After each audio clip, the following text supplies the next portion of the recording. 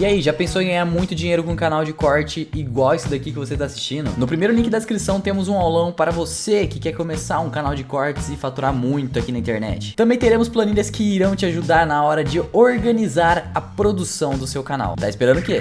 Lembra quando você começou a aprender a dirigir? Aham. Você tinha que Foco prestar atenção. total. Foco total. Isso. Foco total. Agora você já dirige. Eu não conseguia mudar a música. Agora, isso, Foco agora total. você já dirige trocando a música, falando no celular, com o pé na direção. Tá. É mas... importante pra gente conseguir. Pensa assim, ó, essa região que forma os hábitos e os vícios, ela é mais lá pro meio, é mais ou menos como se fosse entre as suas duas orelhas, bem no meio das suas duas orelhas, no meio do cérebro, Tá. essa região dos vícios e dos hábitos. Quando você vai adquirindo uma habilidade, o seu córtex pré-frontal precisa jogar o seu foco atencional para aquilo, mas com o tempo você vai automatizando para liberar o seu córtex pré-frontal para fazer outras coisas. Tá ligado? Você Senão vai imagina se você tivesse que pensar toda vez, mesmo jeito sempre para dirigir, cara. Canseira que não é se dirigir. Você vai migrando isso para essa região que ele falou, que a gente chama de núcleos basais. São 3 núcleos principais, putame, caudado e globo pálido, né? E abaixo tem esses núcleos que ele falou, daí tem os outros núcleozinhos. E no meio disso tudo a punheta. A punheta vai entrar ali exatamente nessa região. Mas o que acontece, velho? Geralmente a gente tem um circuito que envolve o córtex pré-frontal, órbito frontal, que é uma parte dele, que, de certa forma, ela avalia o contexto, o gasto energético e quanto que eu vou ganhar por aquilo, certo? E ela depende de dopamina também. Essa área, especialmente, ela tem uma habilidade muito bacana. Ela freia o nosso comportamento. É um núcleo que está ligado a inibir os nossos comportamentos. A gente chama de comportamento inibitório, né? Então ela analisa uma coisa, se ela vê que não vai dar muito certo, se o custo é muito alto, ela puxa o freio daquilo. Essa hiperexcitação nos gânglios basais, ela vai diminuindo a atividade inibitória do córtex pré-frontal. É tipo Então um cabo de guerra que começa a ficar mais Isso. forte aqui, ó. O cara sabe que tá ruim, não quer bater punheta, mas não consegue.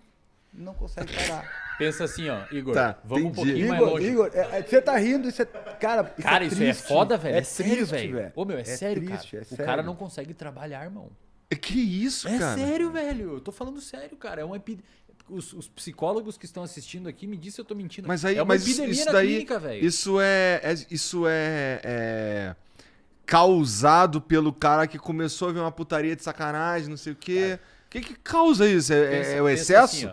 Pensa assim, ó. Perdão, Fábio, deixa eu só concluir um Por pouquinho favor, desculpa, por só pra gentileza. galera entender. O Fábio explicou que você tem um cabo de guerra entre o seu córtex pré-frontal que inibe o comportamento e as regiões mais lá do meio do cérebro que fazem você querer aquele comportamento recompensador, ok? Mesma coisa que acontece com substância, etc. Tá. Nessa regiãozinha aqui que aumenta a busca por comportamento recompensador, existe alguns receptores e neurotransmissores que são substâncias químicas que fazem isso acontecer. Tá. O principal deles, tem outros, acetilcolina, noradrenalina, até mesmo endocannabinoides, mas o principal dele é a dopamina, Tá. o neurotransmissor que atua ali. A dopamina, ela tem vários receptores, como se ela fosse uma chave que entra em fechaduras. Tem uns 4 tipos de fechadura.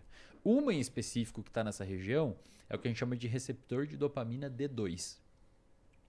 Conforme a dopamina vai ligando nessa região, os receptores, com o tempo, isso foi um estudo publicado na PNAS, de uma autora chamada Nora Volkow. Ela não viu com pornografia, ela viu com usuários de metanfetamina. Essa dopamina liberada ali começa a internalizar os receptores. Então o receptor está na membrana e eles começam a vir para dentro da célula, deixando menos receptor ali, fazendo com que exista uma necessidade de mais liberação de dopamina para alcançar o mesmo barato. Entendi. Isso é um dos mecanismos da dependência. Mas olha que interessante, cara, e explicando o que o Fábio mostrou. Essa diminuição de receptores ali devido ao grande vômito de dopamina ali em cima, existe uma associação, a gente não sabe se é causal, mas quanto menos receptor você tem, menos o seu córtex pré-frontal está funcionando direito. Em outras palavras, menos poder o córtex pré-frontal tem de frear o comportamento. E isso cria um ciclo vicioso, porque você tem menos receptor, você precisa de mais substância que diminui o receptor. E eu não tenho cada vez menos freio. Cada vez menos freio. E aí o cara não só precisa mais de droga, como ele tem menos poder de frear o uso. Caraca, então basicamente, se eu tô entendendo, existem pessoas que são tão dependentes de pornografia quanto existem pessoas que são dependentes de maconha, por exemplo, drogas. Qualquer maconha, cocaína, exatamente. Dá pra considerar a pornografia uma droga do ponto de vista que vocês estão... Dá pra considerar o uso de cocaína um hábito. Tá, Isso. tá. É que pensa assim, Igor. Vício, não vício, vício, não vício. Grandes discussões, por exemplo, açúcar vicia, comida vicia, não sei o que vicia, isso vicia. Dentro do estudo de circuito, não existe esses nomes para nós, vício ou não. A gente olha se aquele comportamento está sendo disfuncional ou não. Existem critérios para caracterizar vício, se tem tolerância, se a pessoa prefere aquilo em função de outras coisas, se precisa aumentar o consumo para alcançar o mesmo barato. Existem alguns critérios. Ninguém sabe, a comunidade científica não chegou em alguns acordos, por exemplo, se açúcar vicia ou não. Mas o que a gente sabe no uso da pornografia é que os sistemas que estão envolvidos são os mesmos envolvidos com o uso de cocaína e a pessoa tem prejuízo funcional grave, cara. Puta, Grave. essa é do cara não conseguir trabalhar. que Cara, eu já doideira. peguei pessoas Não que batem 10 punhetas por dia, velho. Não consegue trabalhar, não consegue tem se mais de 12 relacionar. E tem mais de 12 anos. Tem 40. Que loucura. E Cara- daí o cara não consegue trabalhar, não consegue se relacionar. O casamento vai pro saco. A autoestima dele vai lá embaixo. O cara entra em depressão, o cara fica mal, que nem o uso de outra droga. Aham. Que Seu loucura. humor começa a ser afetado.